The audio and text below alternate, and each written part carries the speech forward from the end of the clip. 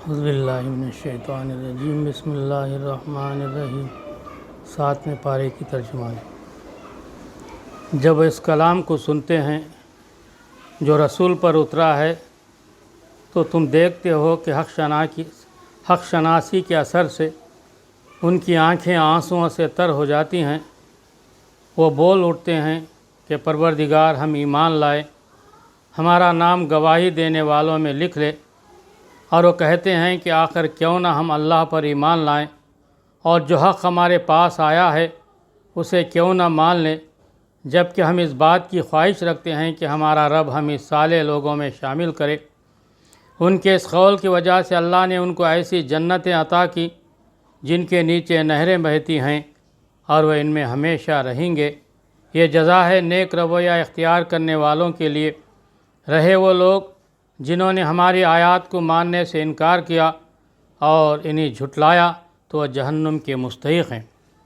اے لوگو جو ایمان لائے ہو، جو پاک چیزیں اللہ نے تمہارے لیے حلال کی ہیں انہیں حرام نہ کر لو اور حد سے تجاوز نہ کرو۔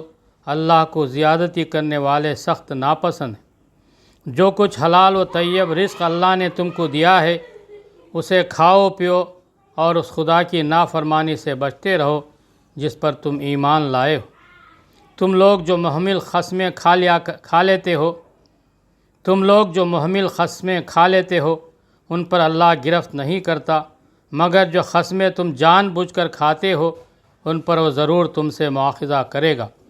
ایسی قسم توڑنے کا کفارہ یہ ہے کہ 10 مسکینوں کو وہ اوسط درجے کا کھانا کھلاؤ جو تم اپنے بال بچوں کو کھلاتے ہو، یا انہیں کپڑے پہناؤ یا ایک غلام آزاد کرو، اور جو اس کی استطاعت نہ رکھتا ہو وہ 3 دن کے روزے رکھے۔ یہ تمہاری قسموں کا کفارہ ہے جبکہ تم قسم کھا کر توڑ دو۔ اپنی قسموں کی حفاظت کیا کرو، اس طرح اللہ اپنے احکام تمہارے لیے واضح کرتا ہے، شاید کہ تم شکر ادا کرو۔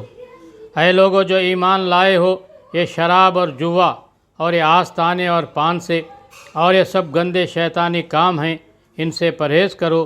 امید ہے کہ تمہیں فلاح نصیب ہوگی۔ شیطان تو یہ چاہتا ہے کہ شراب اور جوے کے ذریعے سے تمہارے درمیان عداوت اور بغض ڈال دے اور تمہیں خدا کی یاد سے اور نماز سے روک دے۔ پھر کیا تم ان چیزوں سے باز رہو گے؟ اللہ اور اس کے رسول کی بات مانو اور باز آ جاؤ۔ لیکن اگر تم نے حکم عدولی کی تو جان لو کہ ہمارے رسول پر بس صاف حکم پہنچا دینے کی ذمہ داری تھی۔ جو لوگ ایمان لے آئے اور نیک عمل کرنے لگے انہوں نے پہلے جو کچھ کھایا پیا تھا اس پر کوئی گرفت نہ ہوگی، بشرطے کہ وہ آئندہ ان چیزوں سے بچے رہیں جو حرام کی گئی ہیں اور ایمان پر ثابت قدم رہیں اور اچھے کام کریں۔ پھر جس چیز سے روکا جائے اس سے رکیں اور جو فرمان الہی ہو اسے مانیں۔ پھر خدا ترسی کے ساتھ نیک رویہ رکھیں، اللہ نیک کردار لوگوں کو پسند کرتا ہے۔ اے لوگو جو ایمان لائے ہو، اللہ تمہیں اس شکار کے ذریعے سے سخت آزمائش میں ڈالے گا جو بالکل تمہارے ہاتھوں اور نیزوں کی زد میں ہوگا، یہ دیکھنے کے لیے کہ تم میں سے کون اس سے غائبانہ ڈرتا ہے۔ پھر جس نے اس تنبیہ کے بعد اللہ کی مقرر کی ہوئی حد سے تجاوز کیا اس کے لیے دردناک سزا ہے۔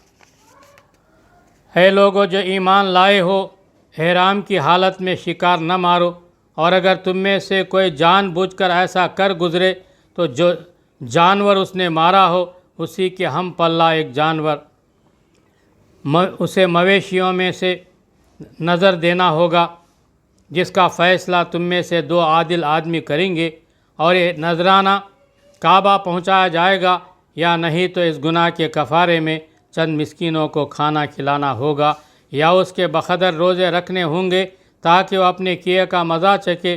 پہلے جو کچھ ہو چکا اسے اللہ نے معاف کر دیا، لیکن اب اگر کسی نے اس حرکت کا اعادہ کیا تو اس سے اللہ بدلہ لے گا۔ اللہ سب پر غالب ہے اور بدلہ لینے کی طاقت رکھتا ہے۔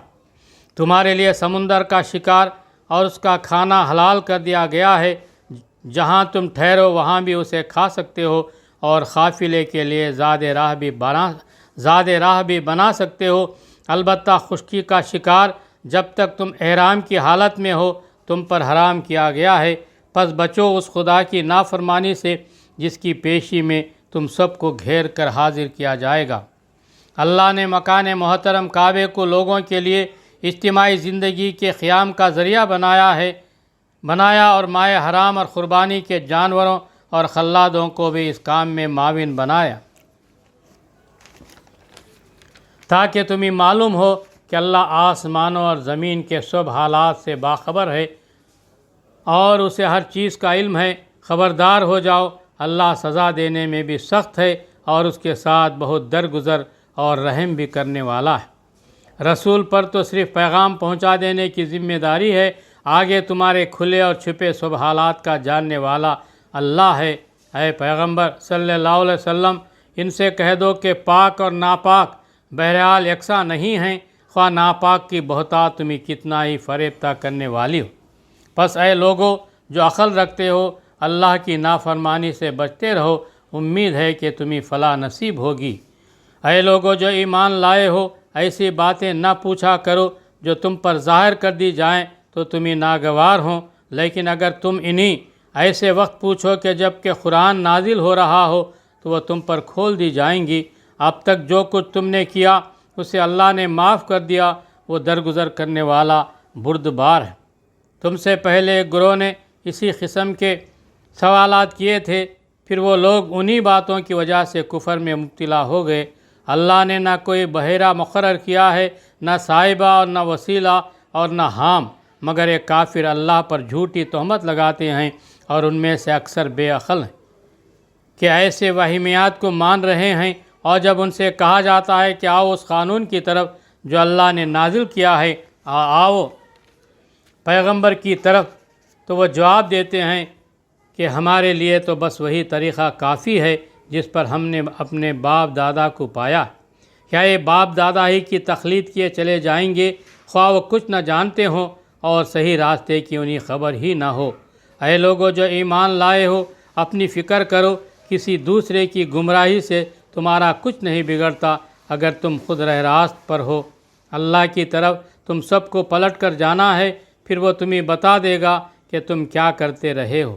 اے لوگو جو ایمان لائے ہو، جب تم میں سے کسی کی موت کا وقت آ جائے اور وہ وصیت کر رہا ہو تو اس کے لیے شہادت کا نصاب یہ ہے کہ تمہاری جماعت میں سے 2 صاحب عدل آدمی گواہ بنائے جائیں، اور یا اگر تم سفر کی حالت میں ہو اور وہاں موت کی مصیبت پیش آ جائے تو غیر لوگوں میں سے ہی 2 گواہ لے لیے جائیں۔ پھر اگر کوئی شک پڑ جائے تو نماز کے بعد دونوں گواہوں کو مسجد میں روک لیا جائے اور وہ خدا کی قسم کھا کر کہیں کہ ہم کسی ذاتی فائدے کے وجہ شہادت بیچنے والے نہیں ہیں، اور خواہ ہمارا رشتہ دار ہی کیوں نہ ہو، ہم اس کی رعایت کرنے والے نہیں ہیں اور نہ خدا واسطے کی گواہی کو ہم چھپانے والے ہیں۔ اگر ہم نے ایسا کیا تو گناہ گاروں میں شمار ہوں گے، لیکن اگر پتہ چل جائے کہ ان دونوں نے اپنے آپ کو گناہ میں مبتلا کیا ہے تو پھر ان کی جگہ 2 اور شخص ان کی بنسبت شہادت دینے کے لیے اہل تر ہوں، ان لوگوں میں سے کھڑے ہوں جن کی حق تلفی ہوئی ہو، اور وہ خدا کی قسم کھا کر کہیں کہ ہماری شہادت ان کی شہادت سے زیادہ برحق ہے اور ہم نے اپنی گواہی میں کوئی زیادتی نہیں کی ہے۔ اگر ہم ایسا کریں تو ظالموں میں سے ہوں گے۔ اس طریقے سے زیادہ توقع کی جا سکتی ہے کہ لوگ ٹھیک ٹھیک شہادت دیں گے، یا کم از کم اس بات ہی کا خوف کریں گے کہ ان کی قسموں کے بعد دوسری قسموں سے کہیں ان کی تردید نہ ہو جائے۔ اللہ سے ڈرو اور سنو، اللہ نافرمانی کرنے والوں کو اپنی رہنمائی سے محروم کر دیتا ہے۔ جس روز اللہ سب رسولوں کو جمع کر کے پوچھے گا کہ تمہیں کیا جواب دیا گیا، تو وہ عرض کریں گے کہ ہمیں کچھ علم نہیں، آپ ہی تمام پوشیدہ حقیقتوں کو جانتے ہیں۔ پھر تصور کرو اس موقع کا جب اللہ فرمائے گا کہ اے مریم کے بیٹے عیسیٰ، یاد کر میری اس نعمت کو جو میں نے تجھے اور تیری ماں کو عطا کی تھی۔ میں نے روح پاک سے تیری مدد کی، تو گہوارے میں بھی لوگوں سے بات کرتا تھا اور بڑی عمر کو پہنچ کر بھی میں نے تجھ کو کتاب اور حکمت اور تورات اور انجیل کی تعلیم دی۔ تو میرے حکم سے مٹی کا پتلا پرندے کی شکل کا بناتا اور اس میں پھونکتا تھا اور وہ میرے حکم سے پرندہ بن جاتا تھا۔ تو مادر ذات اندھے اور کوڑے کو میرے حکم سے اچھا کرتا تھا، تو مردوں کو میرے حکم سے نکالتا تھا۔ پھر جب تو بنی اسرائیل کے پاس سری نشانیاں لے کر پہنچا اور جو لوگ ان میں سے منکر حق تھے انہوں نے کہا کہ یہ نشانیاں جادوگری کے سوا اور کچھ نہیں ہیں، تو میں نے ہی تجھے ان سے بچایا۔ اور جب میں نے حواریوں کو اشارہ کیا کہ مجھ پر اور میرے رسول پر ایمان لاؤ، تب انہوں نے کہا ہم ایمان لائے اور گواہ رہو کہ ہم مسلم ہیں۔ حواریوں کے سلسلے میں یہ واقعہ بھی یاد رہے کہ جب حواریوں نے کہا اے عیسیٰ ابن مریم، کیا آپ کا رب ہم پر آسمان سے کھانے کا ایک خوان اتار سکتا ہے؟ تو عیسیٰ نے کہا اللہ سے ڈرو اگر تم مومن ہو۔ انہوں نے کہا ہم بس یہ چاہتے ہیں کہ اس خوان سے کھانا کھائیں اور ہمارے دل مطمئن ہوں اور ہمیں معلوم ہو جائے کہ آپ نے جو کچھ ہم سے کہا ہے وہ سچ ہے اور ہم اس پر گواہ ہیں۔ اس پر عیسیٰ ابن مریم نے دعا کی، خدایا ہمارے رب ہم پر آسمان سے خوان نازل کر جو ہمارے لیے اور ہمارے اگلے پچھلوں کے لیے خوشی کا موقع قرار پائے، اور تیری طرف سے ایک نشانی ہو، ہم کو رزق دے اور تو بہترین رازق ہے۔ اللہ نے جواب دیا میں اس کو تم پر نازل کرنے والا ہوں، مگر اس کے بعد جو تم میں سے کفر کرے گا اسے میں ایسی سزا دوں گا جو میں نے کسی کو دنیا میں نہ دی ہوگی۔ غرض جب احسانات یاد دلا کر اللہ فرمائے گا کہ عیسیٰ ابن مریم، کیا تو نے لوگوں سے کہا تھا کہ خدا کے سوا مجھے اور میری ماں کو بھی خدا بنا لو؟ تو وہ جواب میں عرض کرے گا سبحان اللہ، میرا ایک کام نہ تھا کہ وہ بات کہتا جس کے کہنے کا مجھے حق نہ تھا۔ اگر میں نے ایسی بات کہی ہوتی تو آپ کو ضرور علم ہوتا۔ آپ جانتے ہیں جو کچھ میرے دل میں ہے اور میں نہیں جانتا کہ جو کچھ آپ کے دل میں ہے۔ آپ تو ساری پوشیدہ حقیقتوں کے عالم ہیں۔ میں نے ان سے اس کے سوا کچھ نہیں کہا جس کا آپ نے حکم دیا تھا، یہ کہ اللہ کی بندگی کرو جو میرا رب بھی ہے اور تمہارا رب بھی۔ میں اسی وقت تک ان کا نگران تھا جب تک میں ان کے درمیان تھا۔ جب آپ نے مجھے واپس بلا لیا تو آپ ان پر نگران تھے، اور آپ تو ساری ہی چیزوں پر نگران ہیں۔ اب اگر آپ انہیں سزا دیں تو آپ کے بندے ہیں، اور اگر معاف کر دیں تو آپ غالب اور دانا ہیں۔ تب اللہ فرمائے گا یہ وہ دن ہے جس میں سچوں کو ان کی سچائی نفع دیتی ہے۔ ان کے لیے ایسے باغ ہیں جن کے نیچے نہریں بہہ رہی ہیں، یہاں وہ ہمیشہ رہیں گے۔ اللہ ان سے راضی ہوا اور وہ اللہ سے یہی بڑی کامیابی ہے۔ زمین اور آسمانوں اور تمام موجودات کی بادشاہی اللہ کے لیے ہے، اور وہ ہر چیز پر قدرت رکھتا ہے۔